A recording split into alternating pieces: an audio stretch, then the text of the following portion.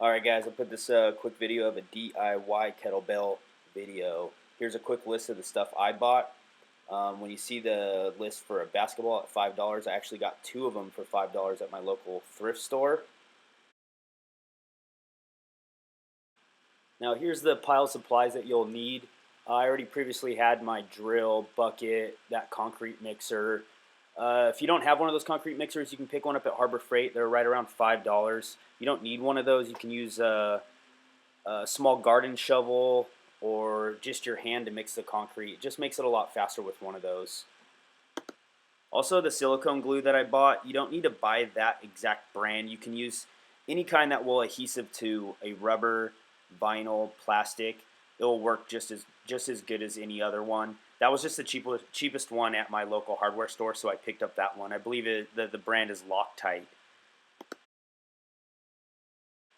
So now what you see me doing is I'm just mixing up some of that Quikrete. I just put a little bit in the bottom of that bucket and then went ahead and mixed water with it. And I'm going to go ahead and mix it up to the consistency that I need. It doesn't need to be too runny, but you don't want to make it too thick as well. You can read the directions on the bag on how to mix it. It's pretty self-explanatory. So once the concrete's all mixed up, I'm going to just go ahead and set that bucket off to the side. And I'm going to take my PVC pipe and I'm going to measure 25 inches and then go ahead and cut that. Once you make that cut, you're going to want to clean off all the edges, and then you're going to want to put down maybe a cooking sheet inside your oven.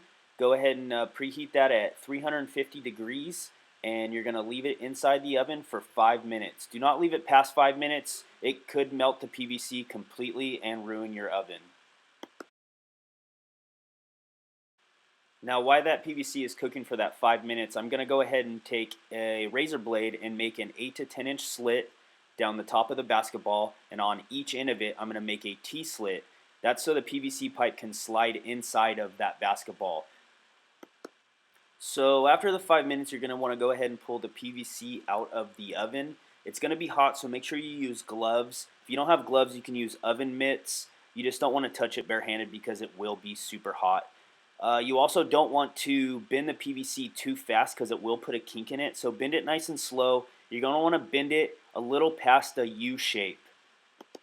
The reason for that is if it's bent a little past a U shape, once it's concreted in, it cannot be pulled out of the concrete. The concrete's actually going to hold it in tougher that way. So once you have it to the shape that you need it, you're going to want to hold it in place there for a couple minutes. It will take a few minutes for that to dry and harden back up. And you're going to go ahead and take the basketball, make sure the PVC fits in there. If need to, go ahead and use your razor blade and cut the basketball a little bit more. So now that it's all cut, you're going to want to go ahead and take that concrete we mixed up, and we're going to fill the basketball about halfway full, and then put the PVC pipe in, and then go ahead and fill the rest of that basketball with concrete. Go ahead and clean it off. I just used a hose to clean mine off, and then you're going to want to let it sit for 24 hours. So after 24 hours, it'll be fully dry, and you can go ahead and wipe off all the excess concrete and clean them up. The reason we're going to clean them up is because we're going to use that silicone. We're going to silicone around all the edges over the concrete that's sticking out and go ahead and close those slits up. The concrete's still kind of sharp and rough, so if you put the silicone over it, that's going to make it just exactly like how the basketball feels all the way around. And then depending on what kind of silicone you buy, just go ahead and read the directions to see how long it's going to take to dry. The kind I bought took about 2 hours to dry. After it's fully dry, I went ahead and spray painted it with my 99-cent can of black spray paint. And then I took my sports tape that I got for $1 and went ahead and wrapped the handle just for comfort, grip, and it looks a lot better. Now for weight-wise, I just used a normal bathroom scale.